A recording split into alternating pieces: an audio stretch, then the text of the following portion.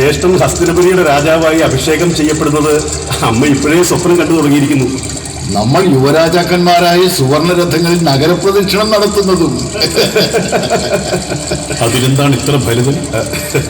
ഒന്നുമില്ല ഗോവിന്ദ, ഒന്നുമില്ല.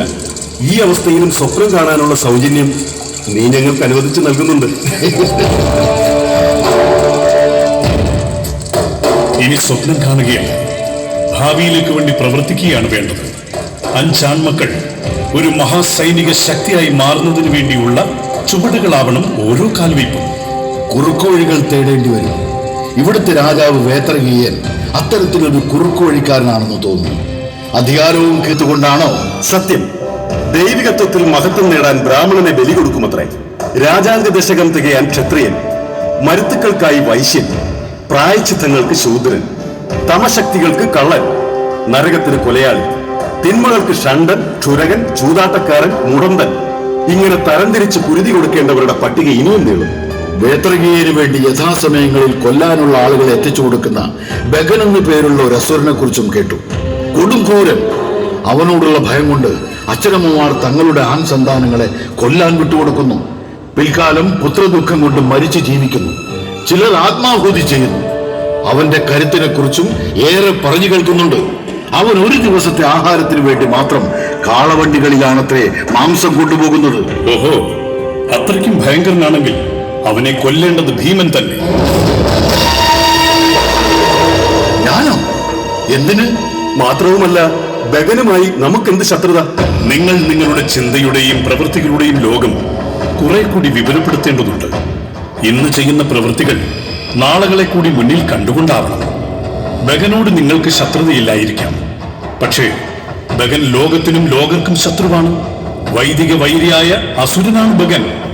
ജന്മം കൊണ്ട് തന്നെ വധിക്കപ്പെടാൻ അർഹതയുള്ളവൻ ആയിരിക്കാം. പക്ഷേ ബഗനെ വധിച്ചതുകൊണ്ട് ഭാവിയിൽ പാണ്ഡവർക്ക് എന്ത് നേട്ടം ഉണ്ടാകുമെന്നാണ് കണ്ണം പറയുന്നത്. കാലം നിങ്ങളെ ഒരു യുദ്ധത്തിലേക്ക് നയിക്കുമ്പോൾ നിങ്ങളോടൊപ്പം നിൽക്കുവാൻ അംഗരാജ്യങ്ങളും സൈന്യങ്ങളും ഉണ്ടാവേണ്ടതുണ്ട്. നയിക്കാൻ കെൽപ്പുള്ളവരെന്ന് കരുത്ത് കാട്ടിയവർക്കൊപ്പമേ ആരും നിലകൊള്ളൂ. ഇന്നിത് കേവലം ഒരു വധം മാത്രമായിരിക്കാം. നാളെയിൽ ബഗന്റെ വധം പാണ്ഡവരുടെ വിജയ കിരീടത്തിലെ 1000 മുത്തുകളിൽ തിളക്കമുള്ള ഒന്നായി വിളങ്ങും. ശൈശവത്തിലെ പൂതനാവധം തൊട്ട് ഞാൻ നടത്തിയ അനേകം വധങ്ങൾ പുരജനങ്ങൾ ഇന്നും വാഴ്ത്തുന്നത് കേട്ടിട്ടില്ലേ? പാണ്ഡവർ വീരന്മാർ തന്നെ. പക്ഷേ അത് ലോകത്തെ അറിയിക്കാൻ തക്ക വീരകൃത്യങ്ങൾ എടുത്തു പറയാൻ എന്തുണ്ട്? കാട്ടിൽ വെച്ച് ഭീമജ്യേഷ്ഠൻ മഹാപരാക്രമിയായ ഹിഡുംബനെ വധിച്ചിരുന്നു. കാട്ടിലെ വധത്തിന് നാട്ടകങ്ങളിൽ എന്ത് കീർത്തി! ജനപഥങ്ങളിൽ വെച്ച് വീരോചിതമായി വധിക്കണം. ദുഷ്ടനിഗ്രഹം കണ്ട് ജനങ്ങൾ നടുങ്ങണം, സന്തോഷിക്കണം. നാളെ ലോകം വാഴ്ത്തുന്ന അവദാനങ്ങളിൽ കൊടും പരാക്രമിയായ ബഗനെ കൊന്ന ഭീമസേനൻ എന്ന വിശേഷണം കൂടി ഉച്ചത്തിൽ ഉയർന്നു കേൾക്കട്ടെ.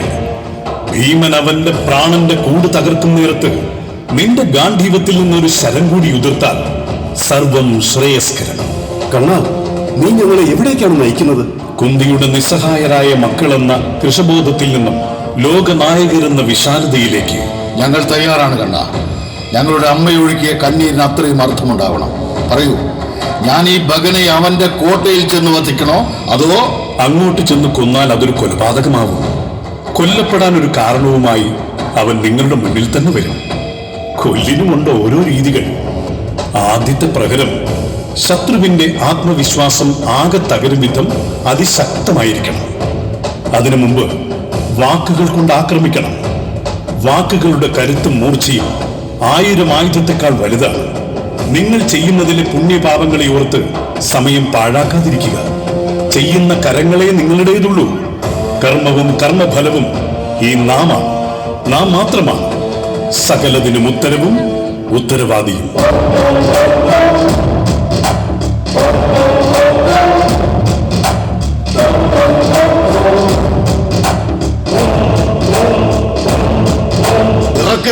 നിങ്ങളുടെ മകനെ അകത്തൊളിപ്പിച്ചു വെച്ചാൽ കൂരയോടെ പിഴുതുകൊണ്ടുപോകും ഈ മകൻ. അരുത്, ഞങ്ങൾക്കൊരു മകനേ ഉള്ളൂ. വാർദ്ധക്യത്തിൽ ഞങ്ങളെ സംരക്ഷിക്കാനും മരിക്കുമ്പോൾ ഉദരക്രിയകൾ ചെയ്യാനും ഒരേ ഒരു ആന്തരി. അവനെ കൊണ്ടുപോയി ബലി കൊടുത്ത് ഞങ്ങൾക്ക് പരലോകമോക്ഷം ഇല്ലാതാക്കരുത്. ഇതെല്ലാം നിങ്ങൾ നിങ്ങളുടെ രാജാവിനോട് പറയൂതല്ലേ. ഞാൻ അദ്ദേഹത്തിന്റെ ഒരു ആജ്ഞാനുവർത്തി മാത്രം. പുരുഷമേധത്തിന് ബലിക്ക് വേണ്ട നാനാജാതി മനുഷ്യരെ എത്തിക്കുക എന്നതാണ് എനിക്കുള്ള രാജാജ്ഞ. ഞാനത് നിറവേറ്റുന്നു. തടസ്സം നിന്നാൽ നിങ്ങളെയും കൊന്ന് ഞാൻ അവനെ കൊണ്ടുപോകും. അങ്ങനെ ചെയ്താൽ ബ്രഹ്മഹത്യാ ശാപത്താൽ നീ നശിച്ചു പോകും. രാജാവിനില്ലാത്ത ബ്രഹ്മഹത്യാ ശാപം എനിക്കോ? ബ്രാഹ്മണരെ മാത്രമല്ല, നാനാജാതി മനുഷ്യരെയും ഏത്രകീയ മഹാരാജൻ പുരുഷമേധ സാക്ഷാത്കാരത്തിന് വേണ്ടി ബലി കൊടുക്കുന്നുണ്ട്. അതിൽ കൊണ്ടുകൊടുത്തതിന്റെ ശാപം ഞാൻ വഹിച്ചോളാം. ഞാൻ അങ്ങയോട് യാചിക്കുകയാണ്. മാറിപ്പോതല്ലേ?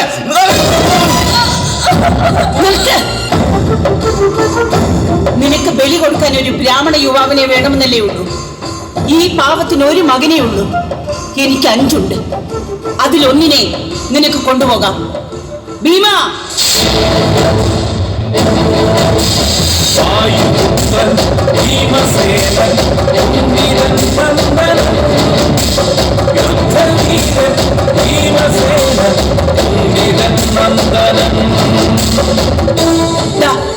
ഇവൻ പോലെ ആരായാലും എനിക്കെന്ത്?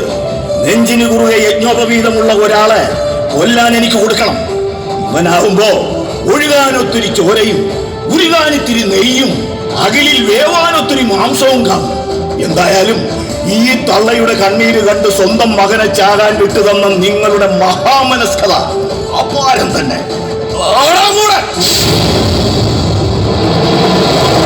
കൂടെ വരുമെന്നല്ല, കൊണ്ടുപോയിക്കോളാനാണ് അമ്മ പറഞ്ഞത്. ജ്യേഷ്ഠനെ കീഴ്പ്പെടുത്തി കൊണ്ടുപോകാൻ കഴിയുമെങ്കിൽ നീ കൊണ്ടുപോയിക്കോ. ഓഹോ, അപ്പോ ഇതൊരു വെല്ലുവിളിയായിരുന്നു. അത് മനസ്സിലാക്കാനുള്ള ബോധം രാജസേവകനില്ലായിരുന്നോ?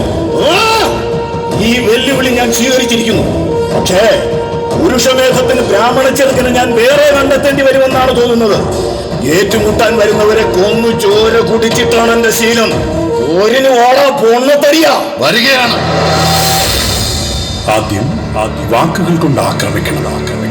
വാക്കുകളുടെ കരുത്ത് മൂർച്ചയും 1000 ആയുധത്തെക്കാൾ വലുതാണ്.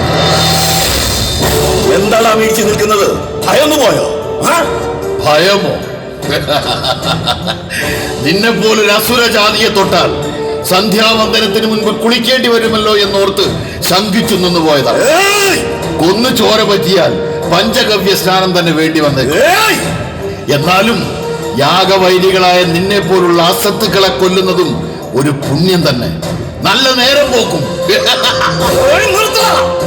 ഏതീയ രാജാവിന്റെ വിശ്വസ്ത സേവകൻ ആയിരങ്ങളെ കൊന്നൊടുക്കിയ മതയാനയുടെ ബലമുള്ള 10 കാളവണ്ടി തൂക്കം മാംസം ഭക്ഷിക്കുന്നു. അറിയാം. രാജാവ് തീറ്റി പോറ്റുന്നൊരു വേട്ടപ്പട്ടിയെ കൊല്ലാനാണ് നമുക്ക് യോഗം.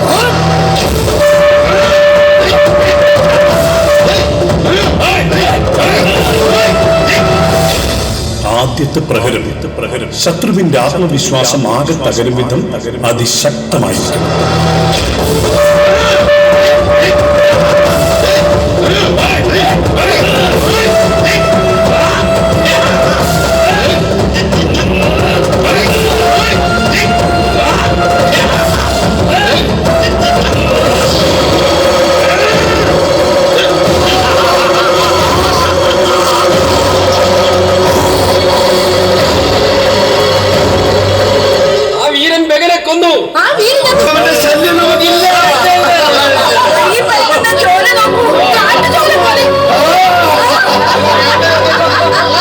അതെ, എന്റെ മകൻ ബഗനിൽ നിന്നും നിങ്ങളെ രക്ഷിച്ചു. പാർത്ഥ, അവന്റെ മരണവും ഭീമന്റെ വിജയവും ഉറപ്പിക്കൂ.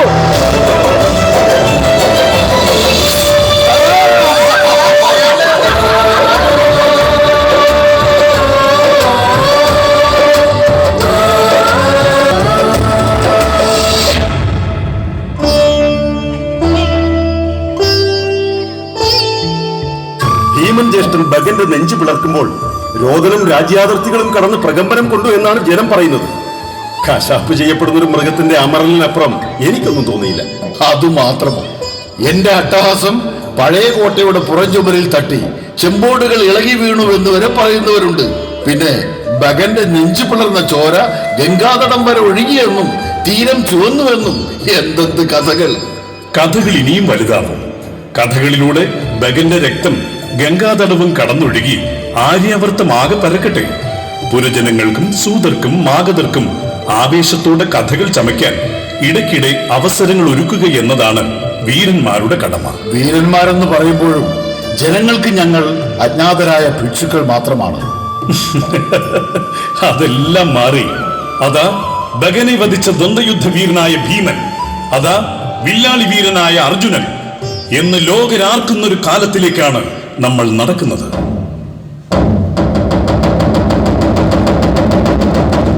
നാളെ പുലർക്കാലം നടക്കുന്ന പാഞ്ചാല രാജകുമാരി ദ്രൗപദിയുടെ വിവാഹവീയ പരീക്ഷയിൽ പങ്കുകൊള്ളാൻ നിരവധി രാജാക്കന്മാർ എഴുന്നള്ളുന്നതിനാൽ രാജപാതകളിൽ പൊതുജനങ്ങൾ വഴി നടക്കാൻ പാടുള്ളതല്ല എന്ന് അറിയിച്ചു കൊള്ളുന്നു. നിയമലംഘനം നടത്തുന്നവർക്ക് തക്കതായ ശിക്ഷയുണ്ടായിരിക്കുന്നതാണെന്നും അറിയിച്ചു കൊള്ളുന്നു. ഓ, ആ കാലത്തിലേക്ക് നമ്മൾ ഒരു ചുവട് കൂടി നടന്നിരിക്കുന്നു. നടന്ന് നടന്ന് നമ്മൾ പാഞ്ചാലാതിർത്തിയിലെത്തിയല്ലേ. ശിക്ഷ ഏൽക്കണ്ട, തിരിച്ചു നടക്കാം. തിരിച്ചു നടക്കാനോ? മുന്നോട്ട് നോക്കൂ. വീരപരീക്ഷയിൽ പങ്കെടുത്ത് വിജയിച്ച് സർവൈശ്വര്യവതിയും കൃഷ്ണവർണ്ണയും ചെമ്പകഗന്ധിയുമായ യജ്ഞസേനയെ അർജുനൻ സ്വന്തമാക്കണം. ഞാനോ? അത് കേവലം ഒരു രാജകുമാരിക്ക് വേണ്ടി മാത്രമല്ല.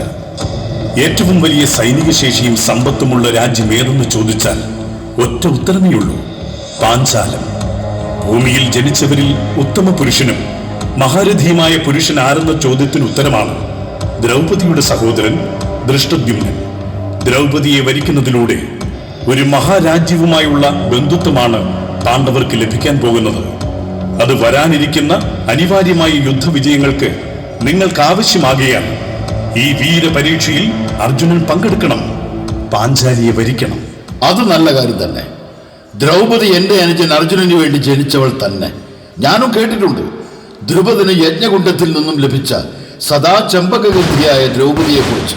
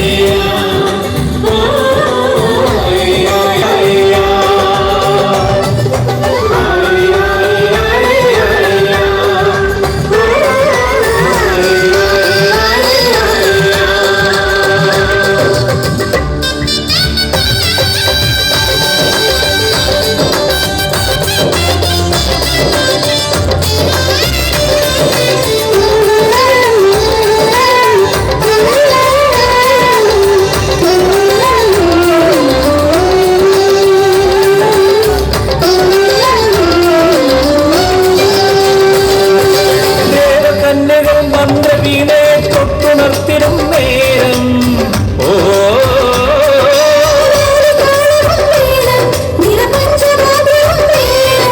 കുന്നോളം പൊന്നും പൂം ചാത്തേണം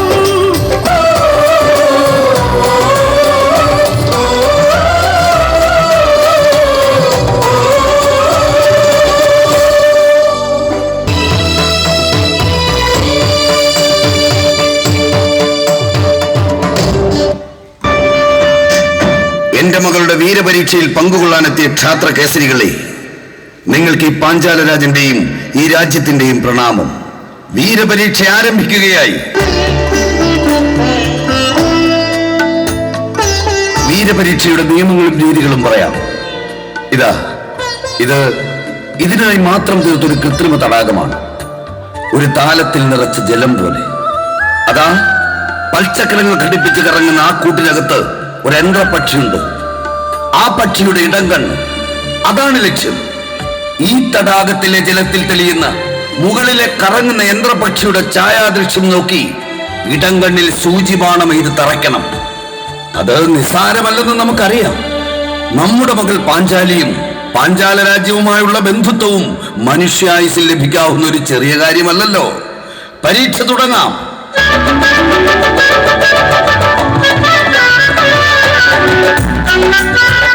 നാം ഹസ്തിനപുരിയിലെ യുവരാജാവായ ദുര്യോധനൻ. ആരും തെറ്റിദ്ധരിക്കേണ്ടതില്ല, നാം ഈ വീരപരീക്ഷയിൽ പങ്കെടുക്കുന്നുമില്ല. രാജകുമാരിയെ മോഹിച്ചെത്തിയ യാദവ നേതാവായ കൃഷ്ണനടക്കം ആരും തന്നെ പരിഭ്രമിക്കേണ്ടതില്ലെന്ന് സാരം. നോക്കൂ, ആദ്യം വാക്കുകൾ കൊണ്ട് ആക്രമിക്കുക. വാക്കുകളുടെ ആ പ്രഹരശേഷിയെക്കുറിച്ച് ദുര്യോധനൻ നന്നായി അറിയാം. പാഞ്ചാലപുത്രിയുടെ ഗുണഗണങ്ങളും പാഞ്ചാലവുമായുള്ള ബന്ധുത്വവും ചെറുതായി കാണുന്നത് കൊണ്ടല്ല, ഹസ്തിനപുരിക്ക് അത് അത്രയും കേമമായി തോന്നാത്തത് കൊണ്ടാണ്. പരിഹാസം കൊണ്ട് ഹസ്തിനപുരിയുടെ രാജധ്വജം സുയോധനൻ പാഞ്ചാലത്തിന് മുകളിൽ കെട്ടി. ആകയാൽ നമ്മുടെ ആത്മമിത്രവും അംഗരാജനും വില്ലാളി വീരനുമായ കർണൻ ഈ വീരപരീക്ഷയിൽ പങ്കെടുക്കും. ഞാനിത് പ്രതീക്ഷിച്ചതാണ്. തോഴ, കടന്നു വരൂ.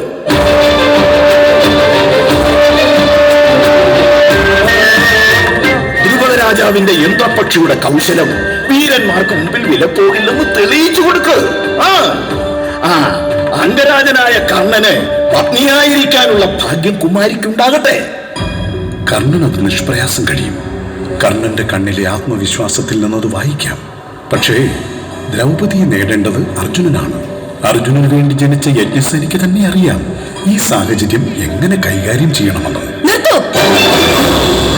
വീരോചിതമായി പലതും പറഞ്ഞ ദുര്യോധനകുമാരൻ വീരപരീക്ഷയിൽ പങ്കെടുക്കുന്ന അംഗരാജന്റെ കുലമേതെന്ന് പറഞ്ഞില്ല. പറയത്തക്ക മേന്മയില്ലാത്തത് കൊണ്ട് തന്നെ ആവണം അത് ബോധപൂർവം മറച്ചുവെച്ചത്.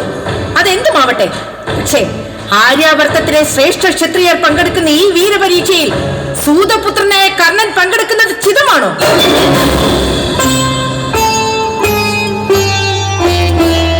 സൂതപുത്രനായ കർണൻ ആയോധന കളരിയിൽ കർണനെ തകർക്കാൻ ദ്രോണർ ഉപയോഗിച്ച അതേ വാക്കുകൾ തന്നെ ദ്രൗപദിയും പ്രയോഗിച്ചു.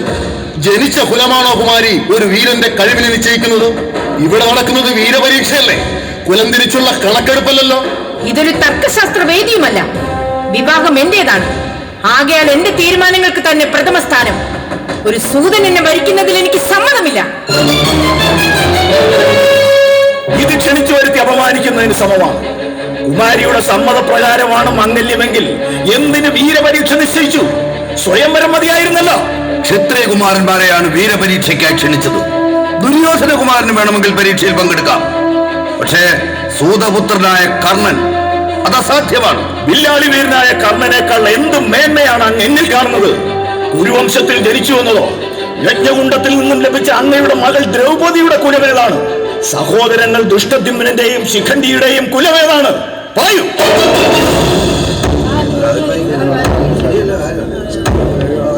ദുരാഗ്രഹിയെങ്കിലും ദുര്യോധനൻ പറയുന്നത് ന്യായമാണ്. പക്ഷെ അന്തിമമായ ന്യായവിധിയിൽ വിശ്വാസം അർപ്പിക്കുന്ന നമുക്ക് ഈ ന്യായങ്ങൾക്ക് നേരെ മുഖം തിരിച്ചേ മതിയാകൂ. അങ്ങേക്ക് ഉത്തരവില്ലെങ്കിൽ ഹസ്തിനപുരി യുവരാജാവായ ദുര്യോധനൻ പറയുന്നു, എന്റെ തോഴന് മത്സരിച്ച് വിജയിക്കാൻ അനുവാദമില്ലെങ്കിൽ പാഞ്ചാലത്തോട് യുദ്ധം ചെയ്ത് തോൽപ്പിച്ചാണെങ്കിലും അംഗരാജൻ അങ്ങയുടെ മകളെ കൊണ്ടുപോകും. ഭയപ്പെടുത്തുന്നോ? ഒരു ക്ഷത്രിയൻ മറ്റൊരു ക്ഷത്രിയനെ വെല്ലുവിളിക്കുന്നു. നാം യുദ്ധത്തിന് തയ്യാർ. വേണ്ട തോഴ, എന്തിനു വേണ്ടി യുദ്ധം ചെയ്യണം? കുലം നോക്കി മനുഷ്യരെ വായിക്കുന്ന ഈ കുമാരിക്ക് വേണ്ടിയോ? യുദ്ധം വിജയമായാലും പരാജയമായാലും അതൊരു നഷ്ടക്കച്ചവടമായിരിക്കും. മനസ്സിൽ ഇത്രയും ദുഷിപ്പ് പേറുന്ന ഒരു പെൺകിടാവിനെയാണോ പാഞ്ചാലൻ മഹായജ്ഞങ്ങൾ കൊണ്ട് നേടിയത്? സദാ ചെമ്പകന്ധം പൊഴിക്കുന്നവളത്രേ ദ്രുപദകുമാരി. കൃഷ്ണ, ദുർഗന്ധം, വർണ്ണകരയുടെ ദുർഗന്ധമാണ് ഈ കുമാരിക്ക്. വരൂ സുയോധന. വീരപരീക്ഷ തുടരട്ടെ.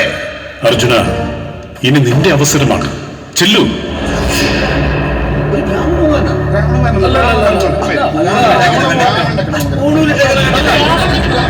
കേളി കേട്ട ഈ പാഞ്ചാലത്തിൽ കാലുകുത്താൻ കഴിഞ്ഞതും വീരകേസരികൾ ഒത്തുകൂടിയ ഈ മഹാസദസ്സിനു മുന്നിൽ മത്സരിക്കാൻ കഴിയുന്നതും ഒരു മഹാഭാഗ്യമായി കരുതി അടിയൻ ശ്രമിച്ചു നോക്കുകയാണ്.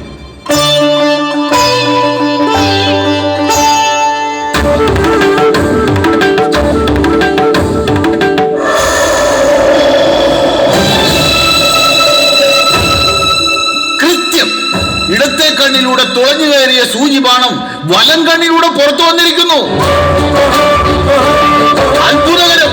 ഒരു അസാധാരണ ശസ്ത്രവീരന് മാത്രം സാധ്യമാകുന്നത്. മഹാരാജൻ അങ്ങ് കണ്ടു ബോധ്യപ്പെട്ടാലും.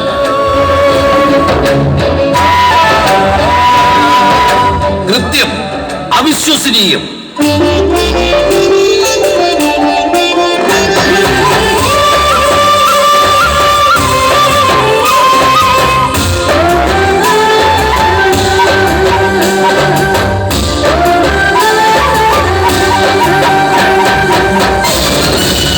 അനീതിയാണ്.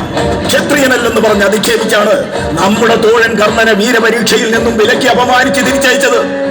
ഈ നിൽക്കുന്നവൻ കാഴ്ചയിൽ തന്നെ ഒരു ദരിദ്ര ബ്രാഹ്മണനാണ്.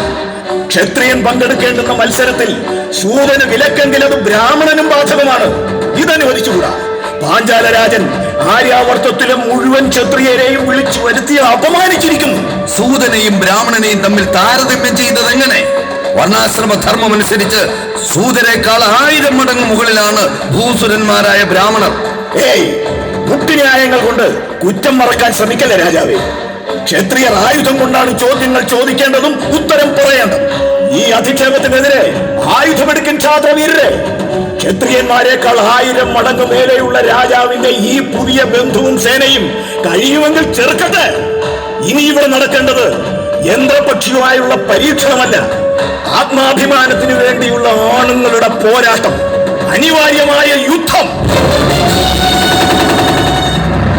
ഒരു നിമിഷം. മത്സര വിജയിയായ ഈ കുമാരൻ ക്ഷത്രിയനല്ല എന്നതാണോ തർക്കം? അതിന്റെ പേരിലാണോ യുദ്ധം? ആളുകളുടെ വേഷം കണ്ട് വിലയിരുത്തുന്നത് ഉൾക്കാഴ്ചയില്ലാത്തതുകൊണ്ടാണ് സുയോധന. അല്ലെങ്കിൽ നീ ഇവനെ തിരിച്ചറിയുമായിരുന്നു. യുദ്ധസജ്ജരായ എല്ലാവരോടുമായി പറയുന്നു, ബ്രഹ്മജ്ഞാനം കൊണ്ട് ഈ കുമാരനെ നിങ്ങൾക്ക് ബ്രാഹ്മണനെന്ന് വിളിക്കാം. പക്ഷേ പോർവിളി നടത്തുന്ന ഈ കുരുകുമാരന്റെ നടുക്കുന്ന യാഥാർത്ഥ്യം അറിയൂ. ഇവൻ അരക്കില്ലത്തിലിട്ട് ദുര്യോധനൻ തീ കൊളുത്തിക്കൊന്നെന്ന് ആശ്വസിക്കുന്ന വില്ലാളി വീരനായ പാണ്ഡുപുത്രൻ അർജുനൻ.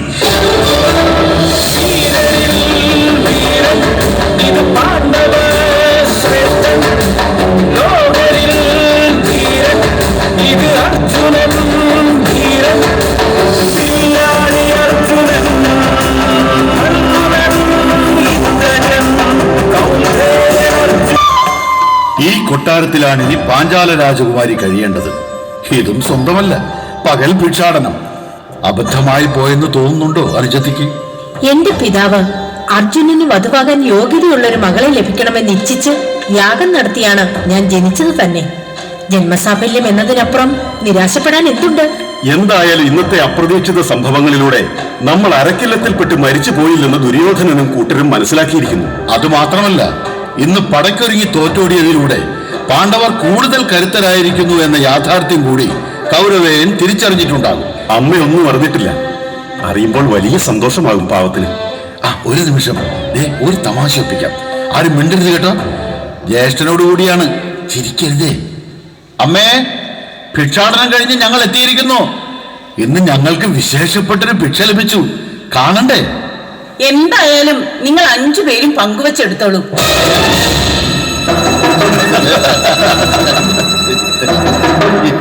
എന്റെ അമ്മേ, അമ്മ ഇത് എന്തറിഞ്ഞിട്ടാണ്? ഒന്ന് പുറത്തു വന്ന് കാണൂ ഈ ഭിക്ഷ. അമ്മേ, ഇത് പാഞ്ചാല രാജകുമാരിയായ ദ്രൗപദി. സ്വയംവര പരീക്ഷ ജയിച്ച് അനുജൻ അർജുനൻ വരിച്ചുകൊണ്ടുവന്നതാണ് ദ്രൗപദിയെ.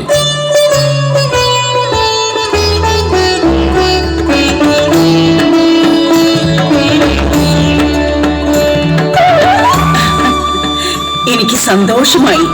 വലിയ വാദ്യഘോഷങ്ങളും താലപ്പൊലിയുമായി രാജകീയമായി വരവേൽക്കേണ്ടതാണ് നിങ്ങളെ. അങ്ങനെ ഒരു ദിവസം വരും. തൽക്കാലം ഈ കുടിൽ കൊട്ടാരമെന്ന് കരുതി സന്തോഷത്തോടെ അകത്തു വരൂ. ദീർഘസുമംഗലീ ഭവ.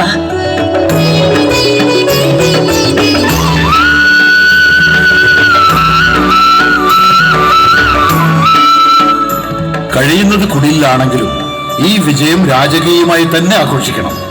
നാഗര് വിട്ട് രഹസ്യമായി സുരയോ മധുവോ വരുത്തിക്കാം. എല്ലാം മംഗളമാക്കി തീർത്ത് കണ്ണൻ ഒരു മിന്നായം പോലെ പൊയ്ക്കളഞ്ഞു. എന്നും ഇങ്ങനെയാണ്. വേണ്ട നേരത്ത് കൺമുമ്പിലുണ്ടാവും. പക്ഷെ കണ്ട് കൊതി തീരാൻ ഇടതരാതെ മറഞ്ഞു കളയും. ഭീമൻ കളിയായി പറഞ്ഞതാ, അമ്മ കാര്യമറിയാതെ പറഞ്ഞതുമാണ്. എങ്കിലും പറഞ്ഞതെന്താണെന്ന് ഓർത്തു നോക്ക്. നേടിയത് എന്തായാലും പങ്കുവെച്ചെടുത്തുകൊള്ളാൻ. എന്ന് വെച്ചാ ദ്രൗപദിയെ നമ്മൾ 5 പേർ. ജ്യേഷ്ഠൻ തന്നെ പറഞ്ഞല്ലോ അമ്മ കാര്യമറിയാതെ പറഞ്ഞതാണെന്ന്. അതങ്ങനെ തന്നെ കണ്ടാൽ മതി. ഭീമാ, നീ ധർമ്മനീതികൾ മറന്ന് സംസാരിക്കരുത്. അബദ്ധത്തിൽ പറഞ്ഞതാണെങ്കിലും മാതൃശാസനം തന്നെ. അത് പാലിക്കേണ്ടത് പുത്രധർമ്മമാണ്. എന്ന് വെച്ചാൽ പറയൂ, എങ്ങനെയാണ് പുത്രധർമ്മം പാലിക്കേണ്ടത്? അനുജൻ സ്വയം ഭരിച്ച പത്നിയെ നമ്മൾ 5 പേർ പരിണയിച്ചോ? പറയൂ. അമ്മ പറഞ്ഞ വാക്ക് വെച്ച് നോക്കുമ്പോ അത് തന്നെ. അതല്ലേ അധർമ്മം? അതിലെന്ത് നൈതികത? ധർമ്മവും നീതിയും നീ എന്നെ പഠിപ്പിക്കരുത്. മനസ്സിന് അത്രയും ധർമ്മ കാഠിന്യമുള്ളവർക്കാകാം. അതും സ്വന്തം കഴിവുകൊണ്ട് ദ്രൗപദിയെ നേടിയ അർജുനന്റെ ഹിതമറിഞ്ഞു മാത്രം. അതുപോലെ ദ്രൗപദിയുടെ ഹിതം, സ്ത്രീകളുടെ ഹിതം നമ്മുടെ പരമ്പരയിൽ ആരും തിരക്കാറില്ലല്ലോ. ഭീമൻ വികാരപരമായി ചിന്തിക്കുന്നതിന്റെ കുഴപ്പമാണ്. അർജുനൻ എന്താണ് തോന്നുന്നത്? ഞാൻ ആയുധത്തെക്കുറിച്ചല്ലാതെ ധർമ്മശാസ്ത്രത്തിൽ എനിക്കും അറിവ് കുറവാണ്. കണ്ണനുണ്ടായിരുന്നെങ്കിൽ ചോദിച്ച് മനസ്സിലാക്കാമായിരുന്നു. ഇനി ഇവിടെ അമ്മയും ജ്യേഷ്ഠനും എന്തു പറഞ്ഞു മനസ്സിലാക്കുന്നു അതാണ് എനിക്ക് ധർമ്മവും ശാസ്ത്രവും. കേട്ടോ, അർജുനന്റെ ഈ വിവേകമാണ് ഭീമ നിനക്കില്ലാതെ പോയത്. പരിഹാരം ഒന്നേ ഉള്ളൂ. അമ്മ പറഞ്ഞതുപോലെ ദ്രൗപദിയെ നമ്മൾ 5 പേർ പരിണയിക്കുക.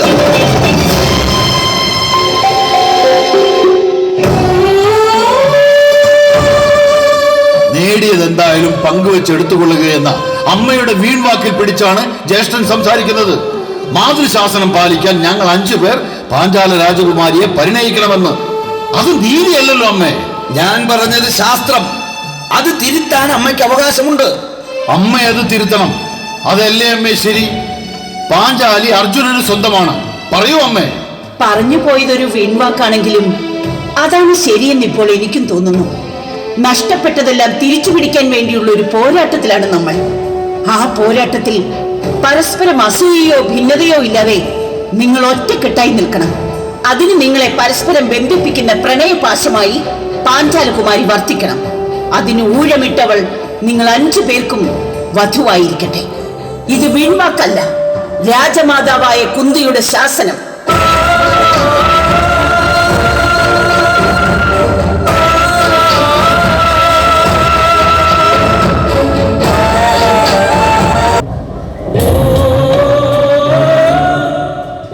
അർജുനന് വധുവാകാൻ മാത്രം പിറന്നവൾ.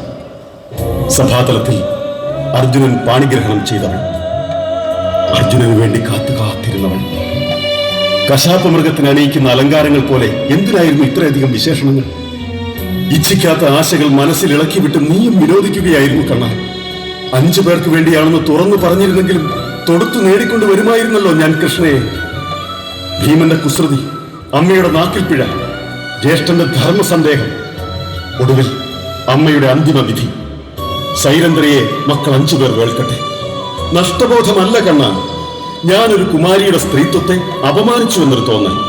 ആരെങ്കിലും ആരാഞ്ഞോ പാഞ്ചാലിയുടെ ഇഷ്ടം? അർജുന, നിന്റെ ജീവിതത്തിൽ സംഭവിക്കുന്നത് എന്തിനും വ്യക്തമായ ലക്ഷ്യവും പദ്ധതിയും ഉണ്ടെന്ന് മനസ്സിലാക്കിയാൽ മാറുന്ന മൗഢ്യങ്ങളേ ഉള്ളൂ. ഒരു വീരൻ പരിഗ്രഹിക്കുന്നതും പരിണയിക്കുന്നതും ആയുധങ്ങളെയാണ്. പത്നിമാർ അതവരുടെ വിജയങ്ങളുടെ അടയാളങ്ങൾ ഉയർത്തിക്കാട്ടാവുന്ന ആഭരണങ്ങൾ പോലെയായി തീർന്നിട്ടുണ്ട് ആര്യവർത്തത്തിൽ. രാജാക്കന്മാരെ തോൽപ്പിച്ചും വധിച്ചും ക്ഷത്രിയർ അവരുടെ ഭാര്യയോ പെൺമക്കളെയോ സ്വന്തമാക്കുന്നത് എന്തിനാണ്? ആ പത്നിമാർ അവരുടെ യുദ്ധവിജയങ്ങളെ ഓർമ്മിപ്പിച്ചുകൊണ്ടേയിരിക്കും കാലങ്ങളോളം. കഷ്ടം. അതെ, കേവല രീതിയിൽ ചിന്തിക്കുമ്പോൾ കഷ്ടം തന്നെ. പക്ഷെ ഒന്ന് ഓർക്കുക, അർജുനന്റെ ജീവിതത്തിലെ അവസാനത്തെ കന്യകയല്ല ദ്രൗപദി. അർജുനന്റെ ജീവിതത്തിലെ അവസാനത്തെ യുദ്ധമല്ല ഇന്ന് പാഞ്ചാലത്തിൽ വെച്ച് നടന്നത്. യുദ്ധങ്ങളുടെയും പരിണയങ്ങളുടെയും ഒരു തുടർച്ച നിന്നെ കാത്തിരിക്കുമ്പോൾ മൃദുല ചിന്തകൾക്ക് നേരെ മുഖം തിരിച്ച് നീ മനസ്സിനെ ദൃഢപ്പെടുത്തേണ്ടിയിരിക്കുന്നു പാർത്ഥ. ഇന്നത്തെ സംഭവങ്ങൾ ഒരു നാഴികക്കല്ലാണ്. ദുര്യോധനന്റെ ചതിയും നിങ്ങൾ ജീവിച്ചിരിക്കുന്നു എന്ന യാഥാർത്ഥ്യവും ഹസ്തിനപുരി ആകെ തിരിച്ചറിഞ്ഞിരിക്കുന്നു. നിങ്ങൾക്ക് അവകാശപ്പെട്ട അർദ്ധരാജ്യത്തിനു വേണ്ടി ഞാൻ സംസാരിക്കും. ന്യായമായ ആ അവകാശം തള്ളിക്കളയാൻ അന്ധനായ ധൃതരാഷ്ട്രർക്ക് ഇനി ആവില്ല. വിതുരരുടെ നാവിനി നിങ്ങൾക്ക് വേണ്ടി സംസാരിക്കും. ധർമ്മിഷ്ഠനായ ഭീഷ്മ പിതാമഹൻ അതിനെ പിന്തുണയ്ക്കും. അർദ്ധരാജ്യം സ്വീകരിച്ച് ആശ്വസിക്കാനല്ല, അധർമ്മികളിൽ നിന്നും ഹസ്തിനപുരിയെ സ്വതന്ത്രമാക്കുന്നതിനുള്ള ആദ്യപടിയായി അർദ്ധരാജ്യവും ഇന്ദ്രപ്രസ്ഥത്തിലൊരു കൊട്ടാരവും.